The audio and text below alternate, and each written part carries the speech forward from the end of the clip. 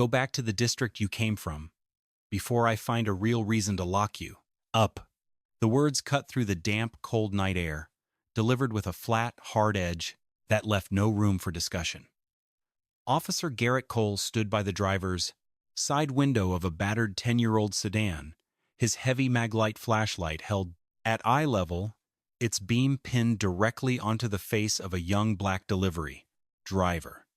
Rain dripped from the brim of Cole's patrol cap, running down his face and dripping off his tight, squared jaw. His nostrils flared slightly with each breath, exhaling small plumes of white mist into the dark.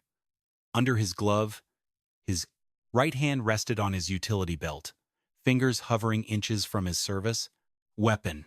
Inside the patrol car, sitting in the passenger seat, Rookie Officer Sarah Jenkins watched the interaction through the rain-streaked windshield. Her hands gripped her utility belt, her knuckles white. She swallowed hard, her throat dry. She was only 3 weeks out of the academy, and her mind was still filled with lectures on constitutional rights, community trust, and the code of ethics she had sworn to uphold. But the ingrained culture of this small-town department had already begun to instruct her in a different, quieter code.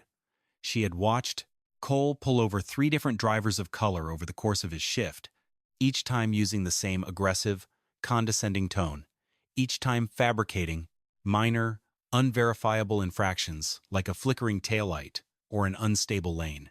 Change. She wanted to step out of the car, to say something, but Cole's seniority and the widespread silence of the department sat on her chest like a physical weight. Cole tapped the heavy flashlight against the driver's side mirror, a loud, metallic clack that made the young driver flinch. "I'm not going to tell you again," Cole muttered, his voice low, his face shadowed behind the blinding beam. "This is a quiet town. We keep it that way. Get your papers and move along before I decide to impound this trash heap." The driver, his hands trembling on the steering wheel, slowly handed his license back. He didn't argue. He didn't ask questions. He had learned the same unwritten rules of survival that every person of color in the county knew by heart. Cole took the license with 2 fingers, barely looking at it before tossing it back through the window onto the driver's lap.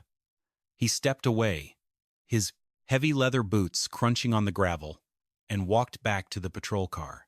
He opened the door, sliding into the driver's seat with a heavy exhale that smelled of stale gas station coffee and winter mints. He tossed his wet cap onto the dashboard and looked at Jenkins, a smug, self-satisfied grin touching his lips. "You see that, Jenkins?" Cole said, putting the cruiser in drive. "That's how you manage the streets. You don't let them get comfortable. You let them know exactly where they belong the second they cross into our district. If you don't, keep a lid on them, this whole town turns to rot." Jenkins looked down at her lap, her jaw tight. She didn't answer. She couldn't. Her silence was her complicity, a heavy, bone-deep guilt that she carried into the night as the patrol car rolled back onto the dark, empty highway. A few hours later, the hum of the fluorescent lights overhead was a constant, irritating buzz that seemed to vibrate inside Garrett Cole's skull. He sat in a sterile, windowless room, his hands resting flat on a cold metal table. His wrists were bare. The heavy leather utility belt, the polished silver badge, the custom grip service weapon, all of it had been stripped from him 3 hours ago. He was wearing a simple, crumpled civilian shirt, the fabric smelling faintly of laundry starch and his own cold sweat. Through the 2-way mirror on the wall, he could see his own reflection, but he couldn't see the men standing on the other side. He knew they were there. He could hear the low, mechanical hum of the building's central air conditioner, a steady, indifferent ticking that felt like a countdown. Cole stared at his hands. For 12 years, those hands had carried the authority of the state. They had held weapons, signed arrest reports, and pointed commands at people who had no choice but to obey. Now, without the Tupper Vade badge, his hands looked small, ordinary, and entirely powerless. He remembered the cold, heavy click of the handcuffs when they had been slapped onto his own wrists, the way the metal had pinched his skin, the absolute public humiliation of being marched out of his own precinct in front of the officers he had boasted to just hours earlier.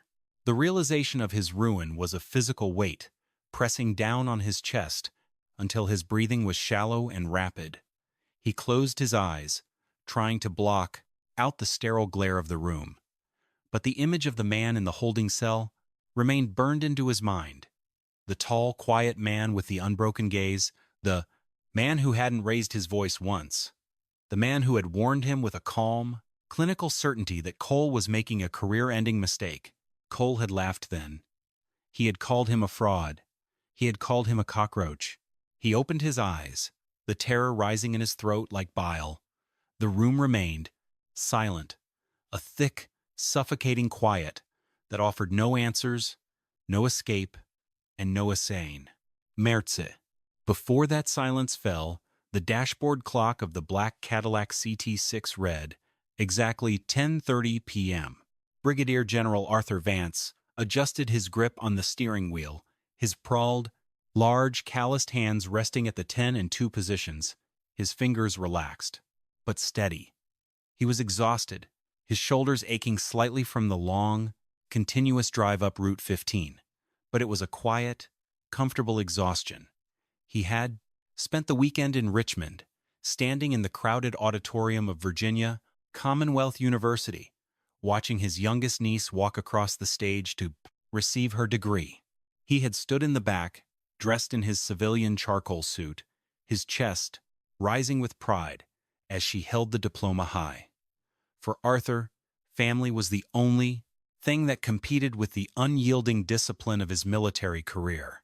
He had spent 35 years serving his country, commanding battalions in the Plain, dry heat of Iraq, coordinating massive logistical movements through the rugged terrain of Afghanistan, and earning a Silver Star for pulling 3 of his soldiers from a burning armored vehicle under a relentless barrage of enemy fire.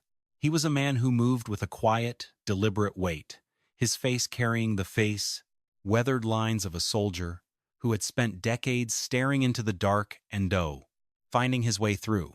Tonight, he was simply Arthur Vance, a retired soldier driving home to his the house in Alexandria. The Cadillac's engine purred softly, a low, mechanical hum that was nearly swallowed by the soft saxophone solo drifting from the radio. The road was empty, shrouded in a heavy, cold Virginia fog that rolled in from the dense pine forests along the highway. The white vapor clung to the asphalt, masking the sharp, winding curves of the road, forcing Arthur to maintain a steady, cautious 45 miles per hour. Then, the darkness behind him shattered. A sudden, violent explosion of red and blue light erupted through the fog, reflecting off his rearview mirror and filling the quiet cabin of the Cadillac with a frantic, pulsing glare. A second later, the sharp, abrasive wail of a police siren cut through the music. Arthur's pulse didn't jump. He checked his speedometer, confirmed his speed was exactly on the limit, and tapped his brakes to signal his compliance. He guided the heavy Cadillac slowly onto the gravel shoulder, the stones crunching softly beneath his tires. He put the vehicle in park, turned off the ignition, and switched on his hazard lights. He knew the unwritten protocol. He had lived it long before he ever wore a uniform. He reached up, switched on the interior dome lights to fully illuminate the frame, cabin, and rolled down all 4 windows, removing any potential blind spots for the approaching officer. Finally, he placed his large hands back on the steering wheel, linking his fingers together, and waited in the quiet fog for the badge to arrive. Through the wet glass of his side view mirror, Arthur Vance watched the patrol car's door swing open, releasing a cold blast of damp Virginia air into the night. Officer Garrett Cole stepped out, his heavy boots crunching onto the wet gravel with a slow, deliberate rhythm that seemed designed to build tension. Cole adjusted his duty belt, his hand resting casually but firmly on the butt of his service weapon, his fingers tapping against the black leather holster. His face, shadowed beneath the wide brim of his hat, was a mask of unearned confidence, his jaw set in a hard, proud line. Sitting in the passenger seat of the cruiser, Officer Sarah Jenkins watched him go, her heart hammering against her ribs like a trapped bird. Her hand hovered near her own holster, her fingers cold and stiff. The moment the red and blue strobes had ignited, she had felt a familiar, sickening knot form in her stomach. She had watched Cole scan the road for the last hour, ignored by the Cly's late-night travelers, until the midnight blue Cadillac CT6 had passed them. There had been no swerving, no lane drift, no sudden acceleration. The vehicle had been moving with a smooth, almost mechanical precision. Yet, Cole had immediately turned his head, his nostrils flaring, and muttered a quiet, ugly word under his breath before hitting the siren. "Watch this one, Jenkins," Cole had said, his voice dripping with an ingrained, everyday malice that made her blood run cold. "This is how they try to hide. They buy the nice cars, wear the expensive suits, and think the rules don't apply to them. But they always forget who owns the road." Now, Jenkins stepped out of the passenger side, her boots hitting the gravel with a softer, more hesitant sound. She kept her distance, standing near the Perston Ul and BA end, rear of the Cadillac, as Cole approached the driver's side. As she drew closer, she noticed the interior dome lights of the luxury sedan were already on, illuminating the cabin with a bright, honest glow. The windows were rolled down. The driver's hands were empty, his long, calloused fingers linked together at the very top of the steering wheel. He wasn't reaching for anything, wasn't hiding his hands, wasn't moving. He was waiting, perfectly still, his eyes fixed, straight ahead. The contrast between the driver's absolute, quiet compliance and Cole's tense, aggressive approach was glaring. Jenkins felt a sudden, sharp wave of unease wash over her. This didn't look like a suspicious suspect. It looked like a man who knew his rights and was executing a survival protocol he had practiced many times before. She swallowed the dry lump in her throat, wanting to say something to her partner, to urge him to keep it routine, but the widespread cultural silence of the department kept her mouth shut. She stood in the freezing fog, a passive witness to the unfolding open conflict. The beam of Cole's maglite flashlight sliced through the darkness, hitting Arthur Vance directly in the eyes. Arthur didn't flinch, didn't turn his head. He simply narrowed his eyes against the blinding glare, keeping his hands linked at the top of the wheel. "License, registration, and proof of insurance," Cole said, his voice flat, demanding. He didn't say please. He didn't offer a greeting. He stood close to the door, his shadow blocking the light from the patrol car, his face inches from the window. "Good evening, officer," Arthur replied, his voice a calm, deep baritone that carried the weight of a man used to giving orders, not receiving them. "My wallet is in my inside jacket pocket.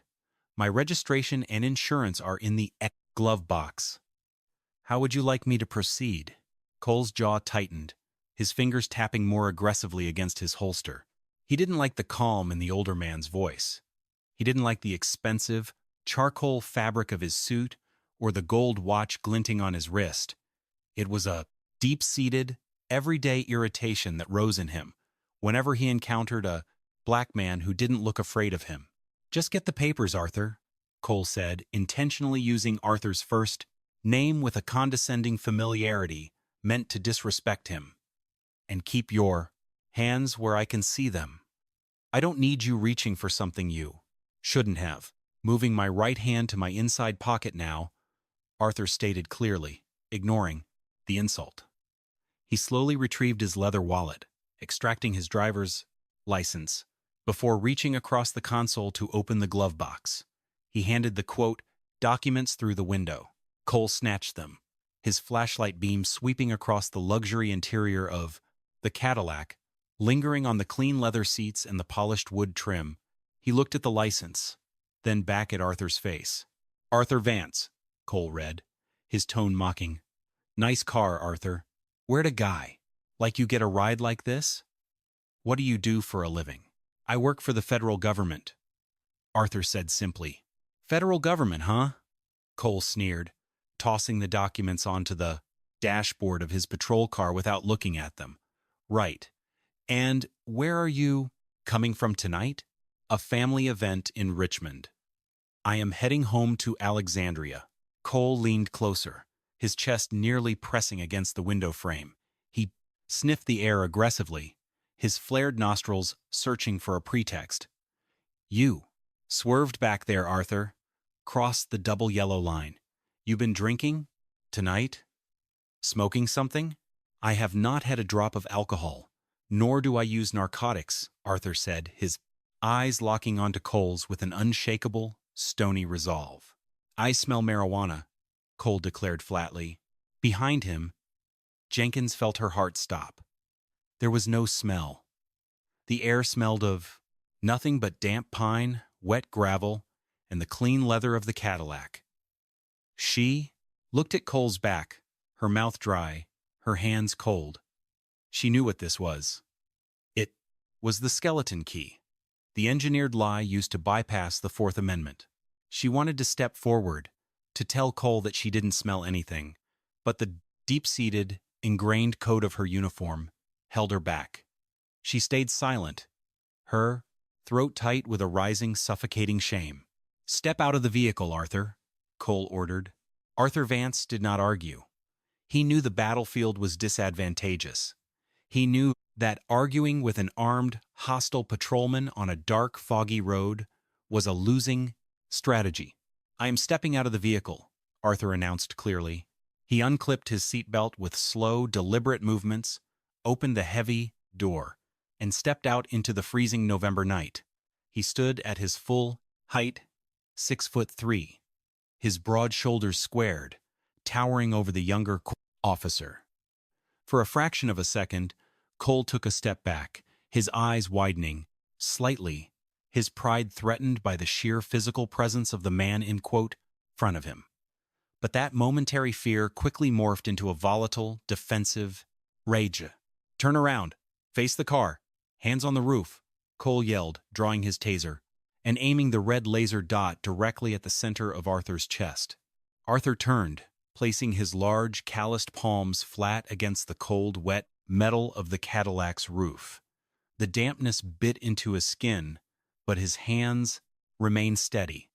He closed his eyes, regulating his breathing. 1, 2, 3, 4. He felt Cole close the distance, his heavy boots scuffing the gravel. Cole shoved him violently against the side of the car, the impact bruising Arthur's ribs. But the older man didn't make a sound. Cole kicked Arthur's feet apart, forcing him into a wide, painful stance, and began a rough, invasive pat-down. He patted down his torso, his legs, and then reached forcefully into his jacket pockets, pulling out his keys, his phone, his wallet, and a heavy, gold watch. He tossed them onto the trunk of the car. Among the items was a small, hand-painted wooden box, worn at the edges, the clasp brass and slightly green with age. Inside, he knew, was the old, heavy brass compass given to him by Master Sergeant Joseph Gentry during the Battle of Fallujah. It was his anchor, his reminder of direction, of survival, of the weight of the men he had lost under his command. Cole picked up the wooden box, flipped the clasp open, and pulled out the heavy, dented brass compass. He looked at it, his lip curling in contempt. "Look at this garbage," Cole muttered, tossing the compass onto the trunk where it slid against his keys with a hollow, metallic clink. "Some cheap junk you bought at some swap meet, Arthur? Or did you steal this too?" Standing with his palms pressed against the cold metal, Arthur closed his eyes. The memory of the high desert wind and the smell of copper and diesel smoke from Fallujah rose in his mind, but his face remained a mask of unbroken stone. He did not say a word. Behind them, Jenkins watched the compass slide across the trunk, She saw the press, dent in the brass, the worn, elegant engraving on the cover. She felt a sudden, deep-seated horror at the casual cruelty of her partner, the way he treated another human being's memories as garbage. She looked at Arthur's broad, trembling back, and then she looked at her own hands, still resting uselessly on her utility belt. She stayed silent, her cowardice cementing her role as an accessory to the crime. "Hands behind your back," Cole barked, reaching for his handcuffs. The heavy double doors of the precinct swung open, releasing a blast of dry, warm air that smelled of ancient heating vents, burnt coffee, and old paper. The quiet hum of the lobby was instantly interrupted by the rhythmic squeak of Officer Garrett Cole's wet leather boots on the scuffed green linoleum. He marched Arthur Vance through the booking area, his hand clamped firmly onto Arthur's upper arm, pushing him forward with an unnecessary physical force that made Arthur's shoulders tense, but failed to alter his balanced, steady stride. Behind the high bulletproof booking counter sat Desk Sergeant David Thorne. He was a heavy-set man in his late 50s with thinning gray hair and tired, indifferent eyes that had watched 1,000 suspects pass through this room over his 25 years on the force. He didn't look up immediately when they entered. He simply continued typing on an old clacking keyboard, the mechanical sound filling the room like a steady, slow heartbeat. "Got a live one, Sarge," Cole announced loudly, his voice carrying an arrogant, boasting edge that immediately drew the attention of two other patrolmen sitting at desks across the room. DUI refusal, resisting, and fraud out on Route 15, driving a stolen-looking Cadillac and carrying a fake Pentagon ID. Thorne finally stopped typing. His fingers hovered over the keys as he looked up, his gaze traveling from Cole's proud, flushed face to the tall black man standing in front of him. He noticed the pristine, tailored charcoal suit now, smeared with gray road grime along the left shoulder, and the quiet, unbroken posture of the man in cuffs. Thorne's eyes lingered on Arthur's face for a long second, sensing a strange, heavy authority that didn't match the typical suspects Cole brought in. But the ingrained cultural habits of the department were strong. He didn't ask questions. He didn't challenge Cole. He simply pulled a clean inventory sheet from a drawer and reached for his pen. Beside them, Officer Sarah Jenkins stood near the heavy exit doors, her arms crossed tight against her chest, her eyes downcast. She could feel the gaze of the other officers in the room, a silent, structured pressure that urged her to remain quiet, to nod along with Cole's version of the story, to protect the blue wall of silence. The shame of her compliance was a physical weight in her chest, a thick, suffocating knot that grew with every mechanical clack of Thorne's typewriter. She stayed silent, her quietness cementing her role as an accessory to the crime. Cole began emptying Arthur's pockets, dumping his belongings onto the cold metal counter with a series of sharp, clattering sounds. He tossed down his keys, his phone, his wallet, and a heavy gold watch. Finally, he picked up the small, hand-painted wooden box. He flipped open the brass clasp, took out the old, heavy brass compass, and spun the needle with his thumb, letting out a short, mocking laugh. "Look at this piece of junk," Cole said, tossing the compass onto the pile where it slid against the gold watch with a hollow metallic clink. He probably bought it at some swap meet to look like an antique collector, or maybe he stole it from some poor veteran's house. Arthur stared at the compass, resting on the cold metal counter. Instantly, the harsh fluorescent lights of the precinct dissolved, replaced in his mind by the white-hot glare of the desert sun over Al Anbar province, 22 years ago. He was a 28-year-old captain then, the air thick, with the smell of burning oil, raw copper, and cordite. He could still feel the stinging grit of the sand on his face, could still hear the distant, thudding roar of mortars shaking the earth beneath his boots. He was kneeling in the dust beside Master Sergeant Joseph Gentry, a veteran of 2 previous wars, who was bleeding heavily from his side. Gentry's hands had been black with soot and wet with his own blood, but they had been steady as he reached into his pocket and pressed the heavy brass compass into Arthur's palm. "It's got a dent in it, Captain," Gentry had whispered, his breath shallow, his eyes focusing on Arthur's through the swirling dust. "But it always points true. When the storms roll in and you can't see your own hand, you trust this. It'll bring you home." The dent on the side of the casing had been from a sharp fragment of shrapnel that had ricocheted off the brass casing during a night ambush in Fallujah mere inches from Arthur's heart. The compass hadn't just pointed true, it had saved his life. Every scratch, every blemish on that worn brass casing represented a label, name, a face, a soldier who had gone into the dark and never returned. It was his anchor, an object of unforced dignity that linked him to his past and his purpose.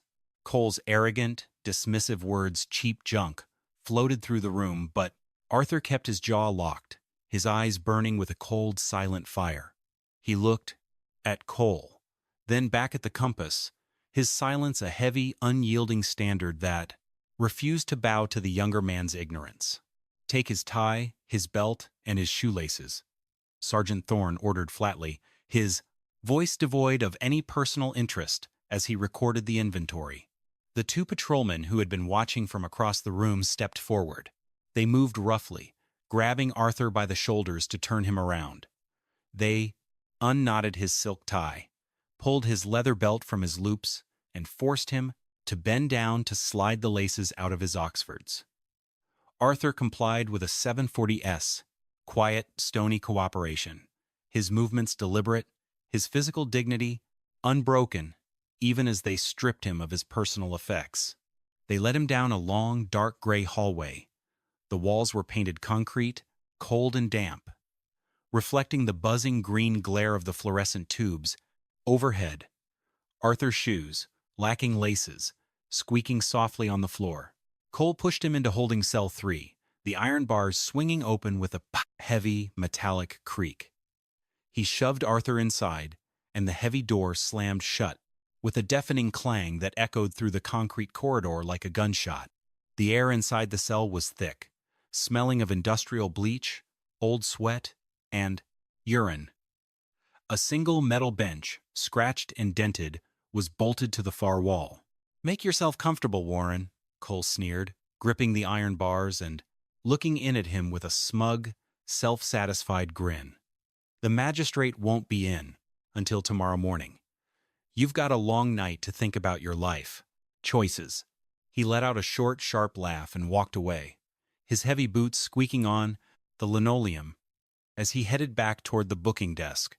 Arthur stood in the center of the small cell. His hands were free now, his wrists red and raw from the tight handcuffs.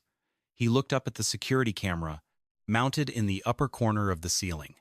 He knew they were watching him, waiting for him to pace, to swear, to beg, to break. He sat down slowly on the cold metal bench, crossed his legs, and folded his hands in his lap. He closed his eyes. He breathed in. 1, 2, 3, 4. He breathed out. 1, 2, 3, 4.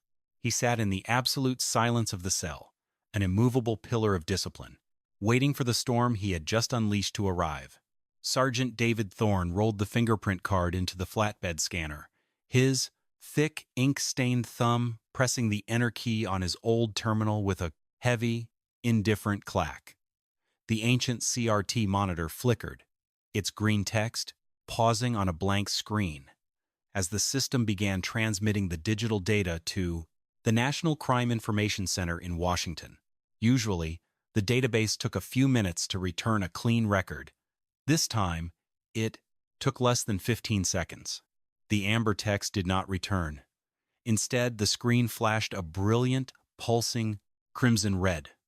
A sharp, high-pitched warning tone began to beep rapidly from the beep terminal's internal speaker, a sound Thorne had only heard twice in his 25 years of service. Bold black letters locked onto the red screen. Critical alert, restricted file, top secret, SSCI, clearance recognized. Subject, Arthur Vance, status, active duty, branch, United States Army, rank, Brigadier General '07, security clearance level, 5, Yankee White. Thorne's tired eyes widened, the red light casting a sickly glow across his Kensley, pale, sweating face. He felt a sudden, cold knot form in his stomach. His fingers froze over the keyboard. The warning on the screen was flashing with a distinct, terrifying urgency. Any unauthorized detention is a federal offense. Under U.S. Code Title 18. Garrett. Thorne's voice came out as a dry croak. He pointed a trembling hand at the monitor. "Garrett, get over here right now." Officer Garrett Cole ambled over from the break room doorway, his styrofoam cup of coffee held loosely, a smug, self-satisfied grin still on his face. He'd been laughing with the other patrolmen about the poker chip bronze compass he'd seized from the old man's pockets. "What's the matter, Sarge? Did his rap sheet crash the system? How many fraud charges does our fake general have?" "Look at the screen, Garrett," Thorne whispered, his voice trembling with a raw, undeniable terror. "Look at the damn screen." Cole leaned over the desk. His eyes scanned the bold text. His smug grin slowly began to slip, replaced first by confusion and then by a desperate, volatile denial. "It's a glitch," Cole insisted, his voice rising in pitch. "It's some kind of master hack. These fraud rings, they have guys who can hack into the database. There is absolutely no way that old man in holding is a star officer. He's a liar, Sarge. It's a direct NCIC hit, Garrett," Thorne hissed, grabbing Cole by the lapels of his uniform shirt. "Our database doesn't glitch like this. You just unlawfully detained, assaulted, and locked up an active-duty general who holds a Yankee White clearance. We are all going to federal prison." Cole aggressively shoved Thorne's hands away, his own panic manifesting as a defensive, dangerous rage. "Calm down. I'm going to go back there and get the truth out of him." Before the desk sergeant could stop him, Cole stormed down the concrete hallway toward the holding cells. He marched up to the iron bars of Cell 3, slamming his heavy flashlight violently against the metal grate. The deafening clang echoed through the concrete block. But Arthur Vance did not flinch. He remained perfectly still on the metal bench, his hands folded in his lap, his expression entirely unbothered. "The games are over, Vance," Cole snarled, though his voice lacked its previous, absolute conviction. "I don't know who you paid to hack your fingerprints into the system, but you're going to confess right now, or I'm going to make sure the complaint prosecutor tacks on federal cybercrime charges." Arthur finally looked up, his dark eyes locking onto Cole's pale, sweating face. His voice was quiet, steady, and carried the weight of an absolute, unbendable certainty. "Officer Cole, in approximately 20 minutes, a very large contingent of heavily armed federal agents and military police officers will walk through the DICU front doors of this precinct. When they do, they are going to take your badge. They are going to take your firearm. And then they are going to take your freedom. You have precisely 20 minutes to prepare yourself for the complete and total destruction of the life you currently know." Cole opened his mouth to shout another threat, but the words died in his throat. For the first time all night, looking into the cold, completely unafraid eyes of the man he had arrested, Cole finally realized the catastrophic magnitude of his blank mistake. Sergeant Thorne appeared at the bars 3 minutes later, his face gray. He held a cordless phone in his hand, sliding it through the narrow slot. "You get one call? General Vance? Make it quick." Arthur took the phone. He didn't dial a local public defender or his wife to worry her in the middle of the night. He dialed a secure, direct, 10-digit line to the National Military Command Center at the Pentagon. It rang once. "Duty Officer Major Collins speaking." "Collins. This is Brigadier General Arthur Vance. Authentication code Delta 79 Tango, Arthur said, his voice dropping into a register of pure, icy command.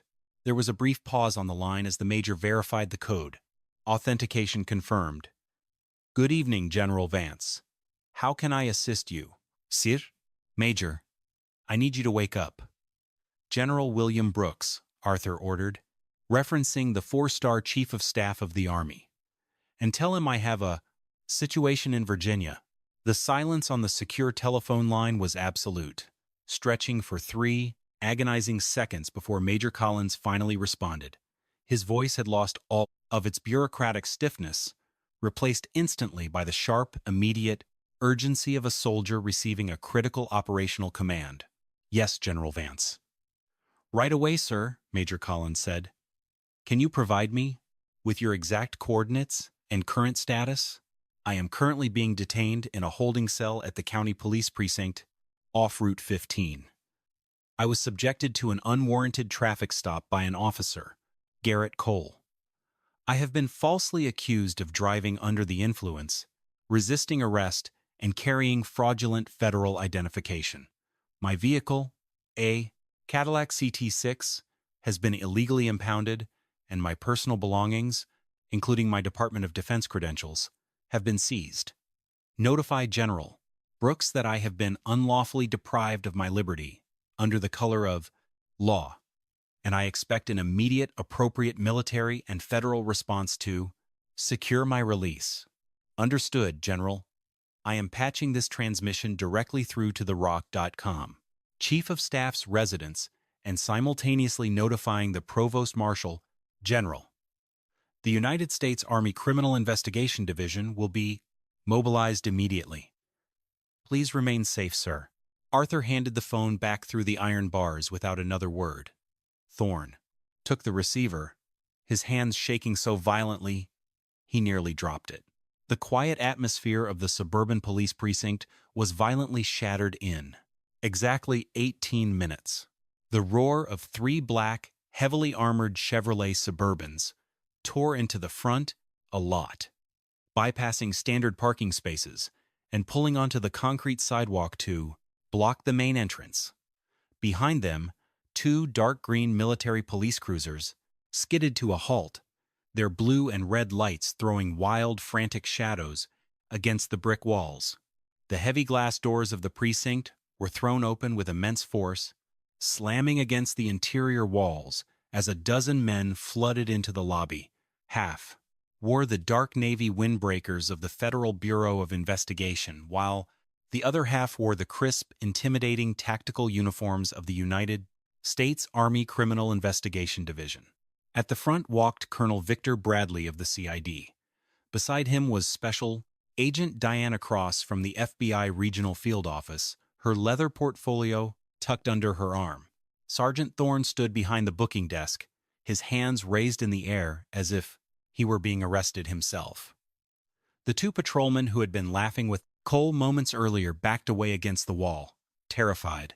"Who is the commanding officer of this facility?" Colonel Bradley demanded, his grassened voice echoing like a gunshot through the lobby. "Chief Mercer is on his way, sir," Thorne stammered, his body shaking. "He was called it home." "I do not care about your chief," Bradley snapped, marching directly up to the mastern desk. "I am Colonel Bradley, United States Army CID. You are currently holding Brigadier General Arthur Vance against his will.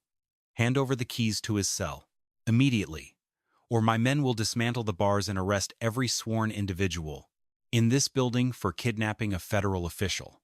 Thorne grabbed the heavy ring of brass keys from his belt and practically ran around the counter, leading the federal agents down the concrete hallway.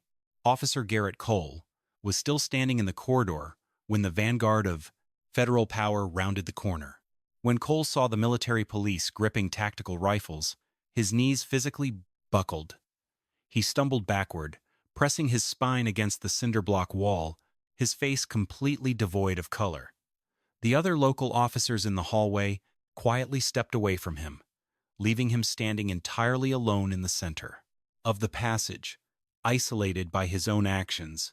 Thorne jammed the key into the heavy iron lock of cell 3, his hand trembling, as he turned it and pulled the barred door wide open. Colonel Bradley immediately stepped into the cell, snapping off a crisp, perfect military salute. "General Vance, sir. I apologize for the delay."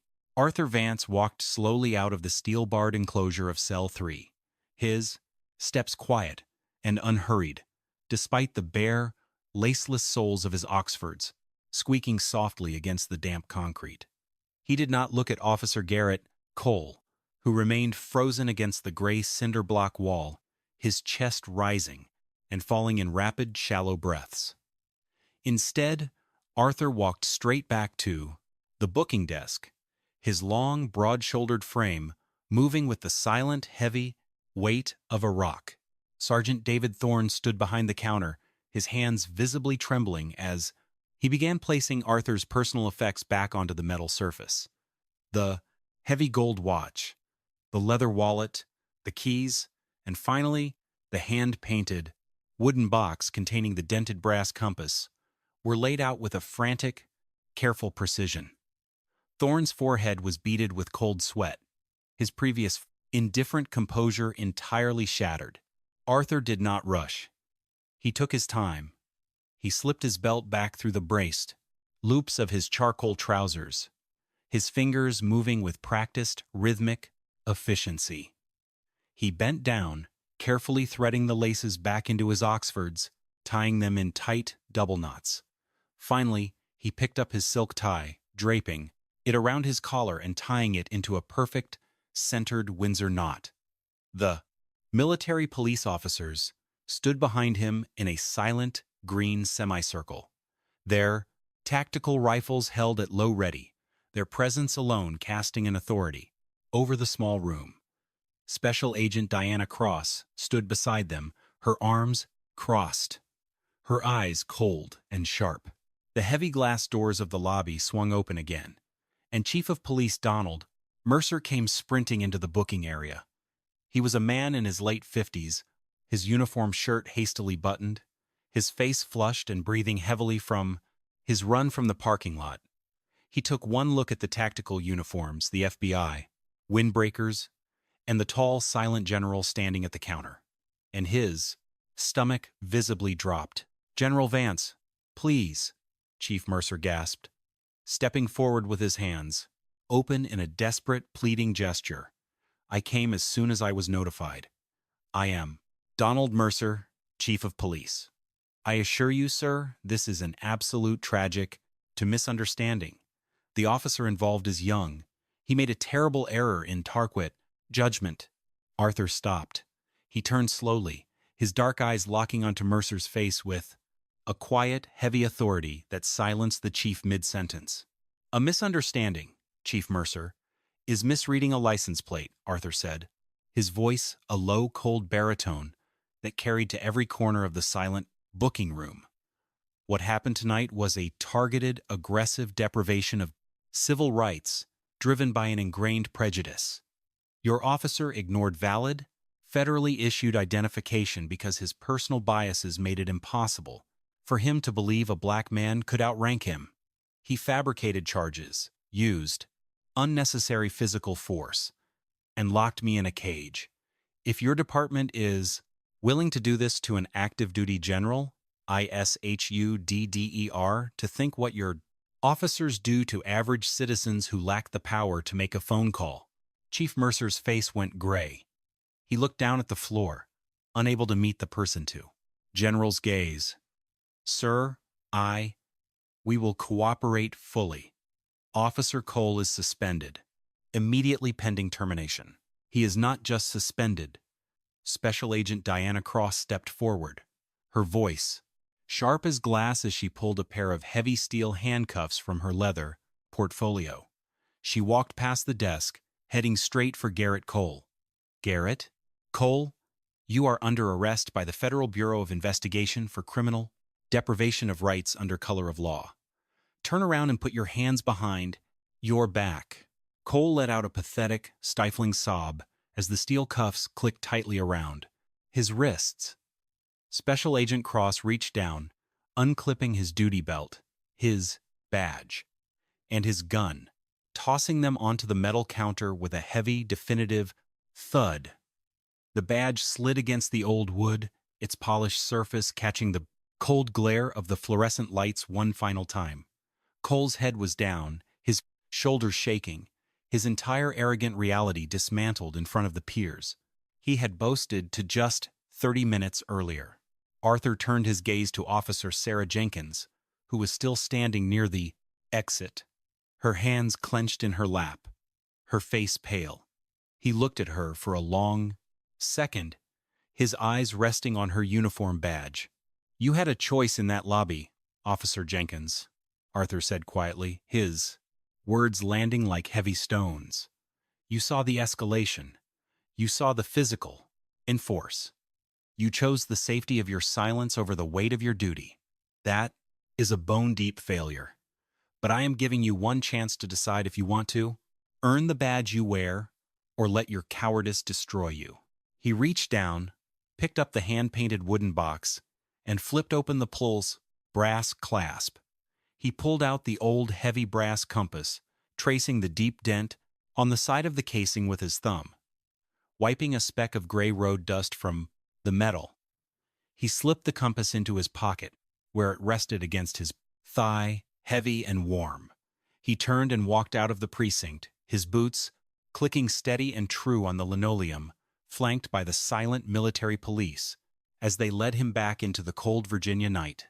In the months that followed, the quiet streets of Alexandria offered a slow, healing rhythm to Arthur Vance, who continued his daily runs under the tall, fragrant pines, the heavy brass compass always resting in his pocket as a reminder of direction, survival, and the unyielding weight of the truth. Garrett, Cole's name, was quietly entered into the federal civil rights violation database, his badge and gun permanently stripped, his voice no longer capable of demanding submission as he faced the absolute ruin of his career in a cold, indifferent courtroom.